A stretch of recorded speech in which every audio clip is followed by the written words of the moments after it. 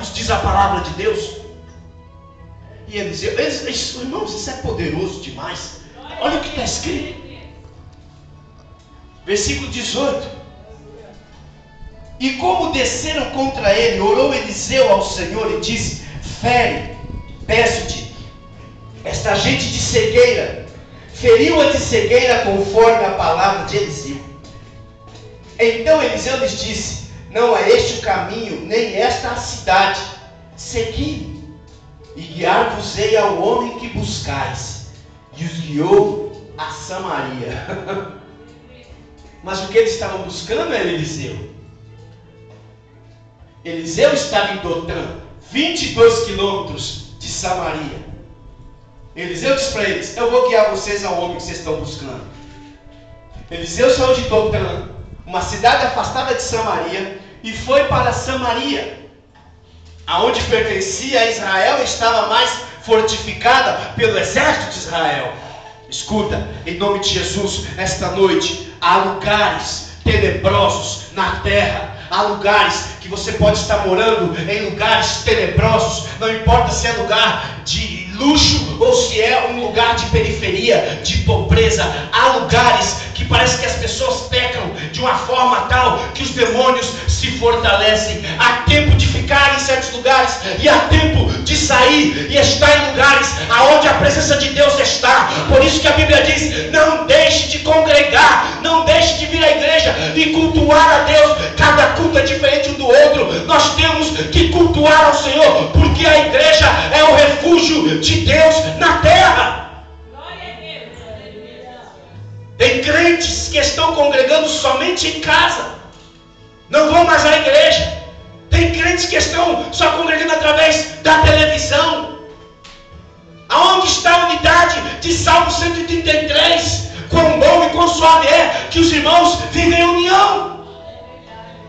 E no versículo 3 do Salmo 133 diz: porque ali o Senhor ordena a vida e a bênção para sempre. Toda pessoa que se desvia, o princípio começa com o pecado, e o sair, o se afastar da casa do Senhor, ele deixa de congregar e então se enfraquece e ainda anda em lugares tenebrosos. Então o diabo como que os arrebata para o mundo das trevas, e eles se perdem e voltam aos vícios, voltam ao pecado, e o seu estado se torna pior, como disse o Senhor Jesus.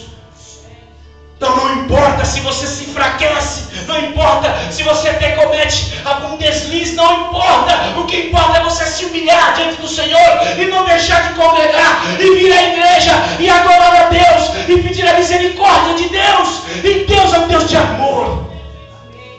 É um Deus de amor. Tem pessoas que deixam o diabo condenados. Você pecou. Você é um fraco. Você é um rebelde. Não deixe o diabo te acusar. Não deixe o diabo te atormentar na sua mente. Diga: diabo, eu pequei, sim, eu errei, mas o sangue de Jesus tem poder. Aleluia!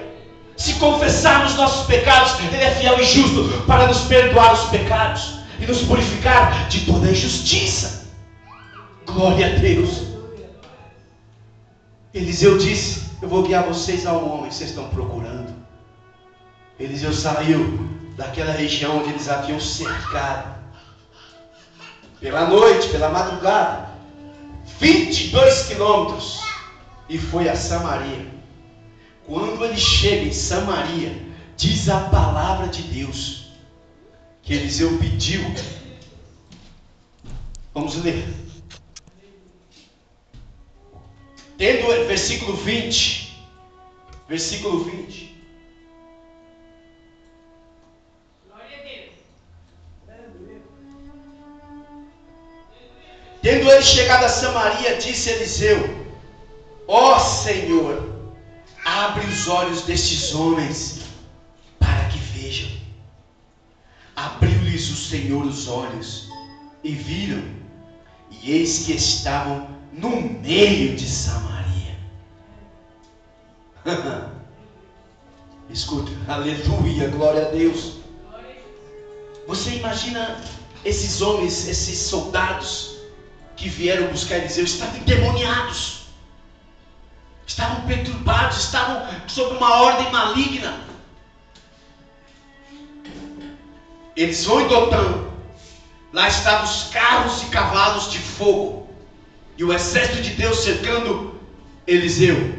Primeira coisa que observamos, no mundo espiritual, porque eles não viram, os soldados não viram, o moço de Eliseu para ver, o Eliseu intercedeu por ele. Então no mundo espiritual, os demônios que estavam nele já foram ali paralisados. Quando saíram dali e foram para Samaria, só chegou lá os soldados, que nós vamos entender como os ímpios, que o diabo quer usar contra nós. Pessoas que não têm o temor de Deus. E quando você começa a prosperar, quando você ganha uma bênção, quando você abre o seu negócio, quando você começa o ministério, quando Deus começa a cumprir as profecias na sua vida, essas pessoas que não têm o temor de Deus sentem inveja, e então os demônios montam nas suas costas e eles ficam enfurecidos.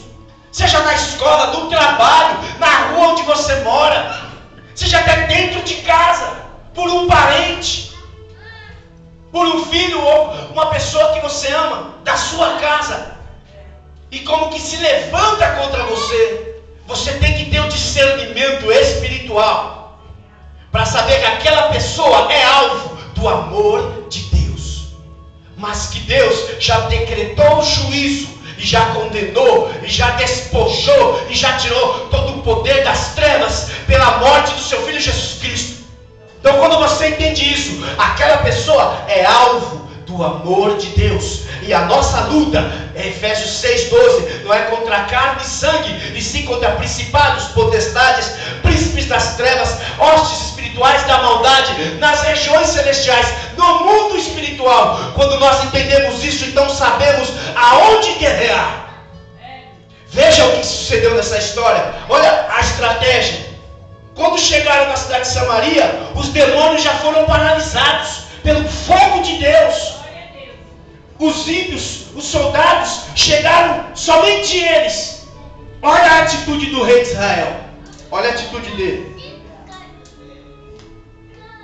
Quando o rei de Israel os viu, perguntou a Eliseu: feri-los-ei, meu pai? Posso ferir eles? Posso matá-los? Olha a atitude de Eliseu. Eliseu tinha uma visão de guerra. Eliseu tinha uma visão estratégica. Eliseu sabia que a guerra dele era contra o diabo, não era contra pessoas. Olha o que ele diz. Olha o que ele responde. Versículo 22. Respondeu ele: não os ferirás. Fere aqueles que fizeres prisioneiros com a tua espada. Quando você for para a guerra, que você fizer prisioneiro, esses aí você fere. Você que foi lá e guerreou e teve a vitória. E o teu arco. Porém a estes, vamos ler do começo. Mas ele diz: não os ferirás. Feririas tu os que tomasses prisioneiros com a tua espada e com o teu arco. Porque lá em Dotã, Eliseu estava sozinho. O exército de Israel do rei não estava lá. Então, escuta isso. Escuta isso. Lá em Dotã, quando o exército cercou a Eliseu, o posicionamento de Eliseu diante de Deus, a unção profética que ele tinha como profeta, é que paralisou as trevas que estavam sobre aqueles soldados. Em nome de Jesus, a unção profética que Deus deixa nessa terra através do seu Espírito Santo e está disponível para quem quiser. Buscar-me eis e me achareis, quando me buscares de todo o coração. Pedi, dar-se-vos-á, porque o que pede recebe, o que busca encontra, e o que bate lhe será aberta a porta. Se você pede a unção profética, a unção que Deus enviou para Eliseu, o Espírito Santo que usou Eliseu, Deus tem prazer em nos dar. Porque a unção profética paralisa o poder do diabo. A unção profética é maravilhosa. Por isso que o Espírito Santo inspirou o apóstolo Sebastião a fazer segunda-feira profética. Não que só na segunda-feira que Deus vai atuar no profético. O profético é uma dimensão espiritual, aonde o poder de Deus vem sobre nós e nós fazemos coisas no mundo natural que se manifesta no mundo espiritual e depois a vitória vem no mundo físico. Eu vou explicar isso, escuta. O meu pai tinha saído de uma empresa depois de mais de 7 anos de motorista de ônibus, e a empresa deu uma mixaria, deu muito pouco. Então meu pai viu que estava errado e vai buscar seus direitos, e meu pai então entrou na causa, foi para a justiça. Isso foi se arrastando desde 96. No ano de 1997 eu lembrei dessa causa do meu pai e disse: pai, aquela causa da aviação de ônibus, o trabalhou, não recebeu, como que tá? O advogado já disse que só vai sair entre 2000 e 2003. Olha só. Eu olhei para o meu pai e disse: esse ano vai sair. Esse ano vai sair. Meu pai ainda não servia a Deus. Meu pai olhou: o advogado estudou. O advogado, ele sabe o que está falando. Ele conhece o processo. Em outras palavras, ele estava dizendo: você não fez faculdade de direito. Mas eu não liguei. Eu não dei ouvidos ao que o meu pai, que não conhecia Deus, disse. Isso é um segredo para que você guarde no seu coração. Não dê ouvido a quem é morto espiritual. Não dê ouvido a quem é incrédulo. Não dê ouvido a quem não tem fé. Era impossível? Era impossível. O advogado estudou. Só ia sair em 2000 e 2003. O processo ia se arrastar por mais 3 anos. Sabe o que eu fiz? Eu fui para o monte e fui orar no Monte da Luz, aqui no Embu das Artes. E por 40 dias eu subi ao monte e eu fiz um ato profético. Eu abri a Bíblia em Isaías 45. Coloca para nós, por favor.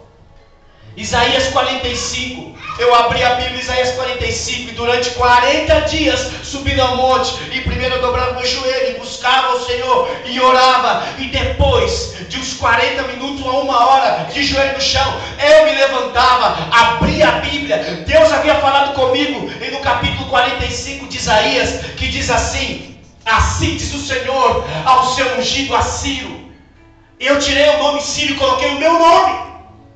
Um ato profético. Assim diz o Senhor ao seu ungido, Acabos, a quem tomo pela mão direita. Eu dizia: o Senhor me toma pela mão direita, meu Deus, para abater as nações diante de sua face e descingir os lombos dos reis, para abrir diante dele as portas, e as portas não se fecharão. Eu irei adiante de ti e endireitarei os caminhos tortuosos, quebrarei as portas de bronze e despedaçarei os ferrolhos de ferro. Dar-te-ei os tesouros escondidos e as riquezas encobertas, para que saibas que eu sou o Senhor, o Deus de Israel, que te chama pelo teu nome.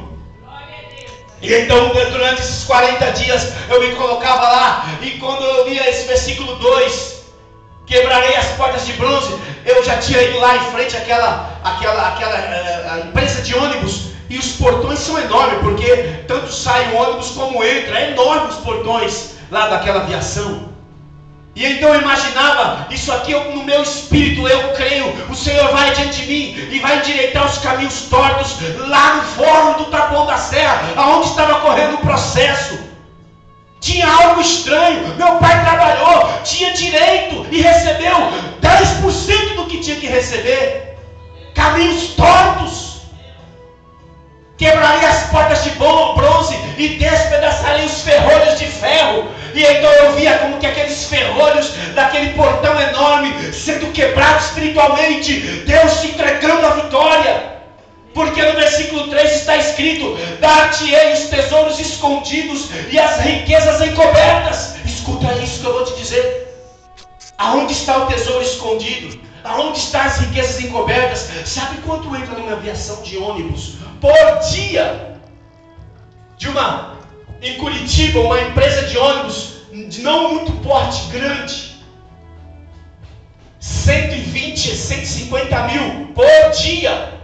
Em São Paulo, você tem que multiplicar isso no mínimo umas 3 vezes por dia. É muito dinheiro. Donos de empresa de ônibus são milionários. Milionários. Em Londrina, o dono da aviação Londrina disse que vendeu a aviação Londrina, toda a empresa, por 500 milhões. 500 milhões é muito dinheiro, meu irmão. E então, o Senhor diz que vai dar os tesouros escondidos e as riquezas encobertas. Talvez na sua tradução está os tesouros escondidos e as riquezas nas trevas. Porque é o diabo que pega os ímpios e eles, por trabalho, glória a Deus, porque trabalharam por isso. Mas quando estão montados no dinheiro, cheios, milionários, um trabalhador, meu pai, um simples trabalhador, e não queria dar o seu direito. E então fomos para o tribunal do céu e fizemos esta palavra. Declaramos profeticamente durante os 40 dias. Sabe o que aconteceu? Louvado seja o nome do Senhor. 10 dias depois que eu deixei de jejuar e orar e entregar o propósito da oração e do jejum e declarando esta palavra, meu pai foi chamado no fórum. Algo inédito aconteceu. Não só meu pai, como outros trabalhadores da mesma causa, no mesmo processo. Louvado seja Deus. E a empresa pagou todos os seus direitos. Oh, glória ao nome do Senhor. Glória ao nome do Senhor, como se fosse hoje mais de 20 mil reais. Louvado seja Deus.